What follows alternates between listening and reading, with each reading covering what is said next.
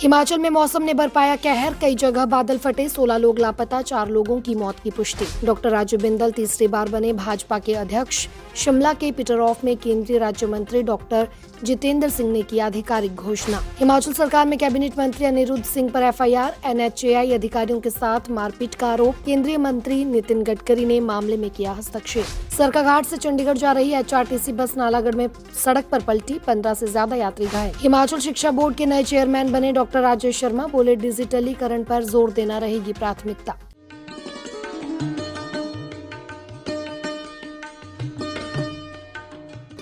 सरकार की नीतियों और योजनाओं को जन जन तक पहुंचाने में कर्मचारियों के बहुमूल्य योगदान को सम्मान देते हुए सरकार ने एनपीएस कर्मचारियों की ओपीएस को बहाल किया। सरकार के कार्यकाल के दौरान 11% महंगाई भत्ता जारी किया गया है। नमस्कार, आप देख रहे हैं पंजाब केसरी। मैं दीक्षा शर्मा लेकर हाजिर हूं प्रदेश की तमाम बड़ी खबरें। तो चलिए डालिए नजर हिमाचल पर।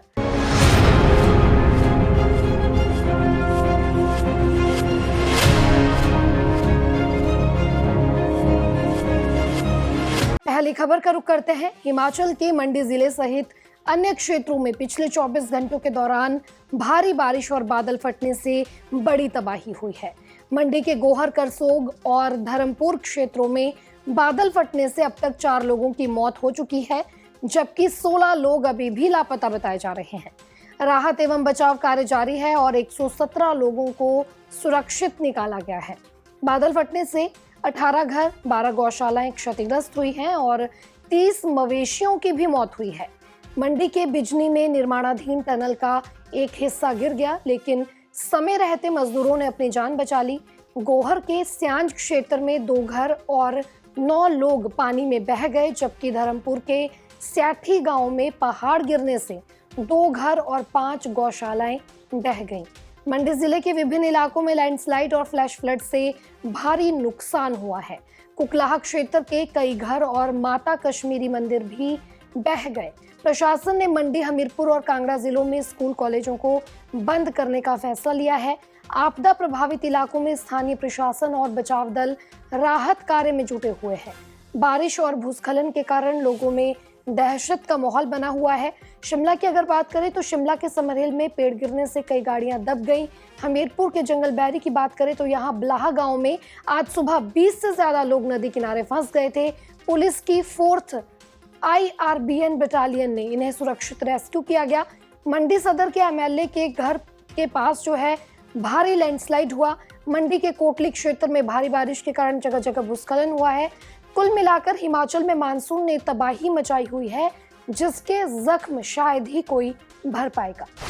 अगली खबर की ओर बढ़ते हैं। हिमाचल प्रदेश में डॉक्टर राजू बिंदल तीसरी बार भारतीय जनता पार्टी के अध्यक्ष बन गए हैं। शिमला के पीटर ऑफ में आज केंद्रीय राज्य मंत्री डॉक्टर जितेंद्र सिंह ने राजीव बिंदल के नाम की आधिकारिक घोषणा कर दी है। बिंदल के अलावा 8 राष्ट्रीय परिषद सदस्य के नाम का भी ऐलान किया गया है। वहीं इस दौरान नेता प्रतिपक्ष जयराम ठाकुर और सांसद अनुराग सिंह ठाकुर ने कहा कि डॉक्टर बिंदल के नेतृत्व में हम आगामी विधानसभा चुनाव 2/3 बहुमत से जीतेंगे।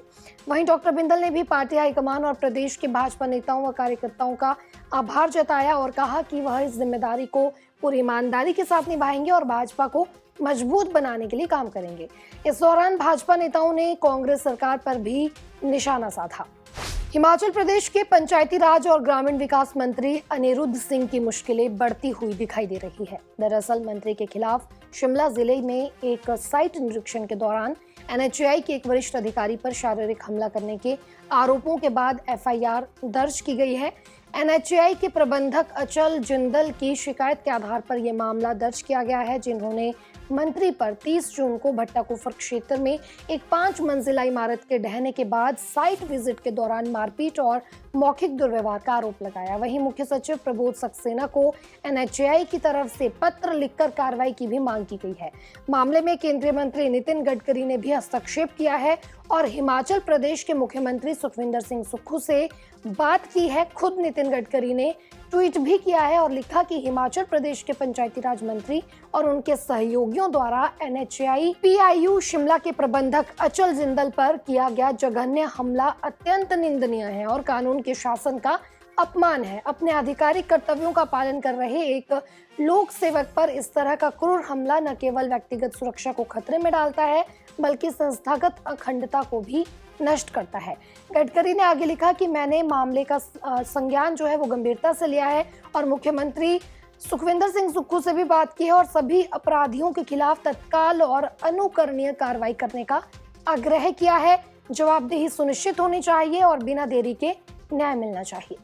हिमाचल प्रदेश में बादल फटने की घटनाओं से मची तबाही ने जहां सभी को भयभीत कर रखा है, तो वहीं आज एक और दुखद खबर सामने आई जिससे परेशानी और बढ़ गई।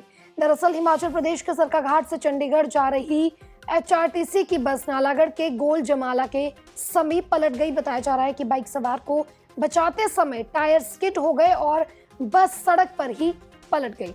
हादसे के दौरान बस में 47 सवारियां मौजूद थी। इसमें 17 यात्री घायल हुए हैं। घायलों को नालागढ़ अस्पताल में भर्ती कराया गया। 4 की हालत नाजुक होने के बाद उन्हें PGI रेफर किया गया। सूचना मिलने के बाद नालागढ़ पुलिस ने मौके पर पहुंचकर बचाव कार्य शुरू किया। हिमाचल प्रदेश स्कूल शिक्षा बोर्ड के नवनियुक्त चेयरमैन डॉक्टर राजेश शर्मा ने आज 38वें चेयरमैन के रूप में हिमाचल स्कूल शिक्षा बोर्ड कार्यालय धर्मशाला में कार्यभार संभाल लिया है। इस दौरान उनका बोर्ड के कर्मचारियों ने गर्मजोशी के साथ स्वागत किया। वहीं इस अवसर पर कांग्रेस के कई कार्यकर्ता भी मौजूद रहे। इस मौके पर पत्रकारों से बातचीत करते हुए डॉक्टर राजेश शर्मा ने कहा कि उनका मुख्य जो फोकस रहेगा वो शिक्षा प्रणाली में सुधार और पारदर्शिता लाना रहेगा। क्या कहा डॉक्टर राजेश शर्मा ने, सुनिए। चलो, आज ज्वाइन करने का मौका है। माता के आशीर्वाद से एक तो बारिश शुभ संकेत माना जाता है शुभ कार्य के लिए। अभी मैंने माननीय मुख्यमंत्री ठाकुर सुखविंदर सिंह सुक्खू जी से बात करके छोटा भाई होने के नाते उनका आशीर्वाद मांगा। उन्हें आशीर्वाद दिए तो मैंने साइन करे। ये डिपार्टमेंट अच्छा काम कर रहा है और इसमें और अच्छा करने की ज़रूरत है। पिछले 2.5 वर्षों से ये जो था, मैं सेक्रेटरी साहब से बात कर रहा था कि बिना गर्दन के वाला डिपार्टमेंट, हेड कोई नहीं था डिपार्टमेंट का। तो मैं समझता हूँ जो माननीय मुख्यमंत्री जी का उद्देश्य है कि हर गांव के बच्चे को शिक्षा मिले, और अपने भाषण में वो अक्सर बोलते रहते हैं कि हिमाचल प्रदेश में जो 5वीं का बच्चा है दूसरी किताब नहीं पढ़ पाता है। तो मैंने एक ध्येय तो उनके वाक्य के अंदाज सेट करा है कि जो मेरे पास 2.5 साल का अंतराल है, समय है, उसमें हम अपने बच्चों को इतना सक्षम बनाएंगे कि 5वीं का बच्चा 5वीं की किताब जरूर पढ़ पाए। और हमारे सेक्रेटरी साहब हैं, इनका बड़ा एक्सपीरियंस है। हमारे जो बोर्ड के सदस्य हैं आशीष बुटेल जी, चंद्रशेखर जी और रोहित ठाकुर जी, उनके दिशा निर्देश में हम इस बोर्ड को और ऊंचाइयों पर ले जाने की कोशिश करेंगे। और मैं चाहता हूं कि जो भी हिमाचल प्रदेश में बच्चा शिक्षा ले रहा है उसको विश्व स्तरीय शिक्षा मिलनी चाहिए। और अभी मैं वो कमिट नहीं करूंगा। मैं चाहूँगा कि एटलीस्ट जो इंडिया में बेस्ट शिक्षा का पैटर्न है, चाहे दिल्ली में है, चाहे चंडीगढ़ में है, तमिलनाडु में है, केरला में है, हम उसको विज़िट करके उन सुविधाओं के कम दरों पे, कि हिमाचल एक छोटी स्टेट है, फाइनेंशियल कंस्ट्रेंट हमें देखने पड़ेंगे, तो उस शिक्षा को, उच्च स्तरीय शिक्षा को छोटे स्तर पे, छोटी स्टेट में कैसे हम लागू कर सकते हैं। जैसे आपको मालूम है कि मैं पेशे से एक डॉक्टर हूँ।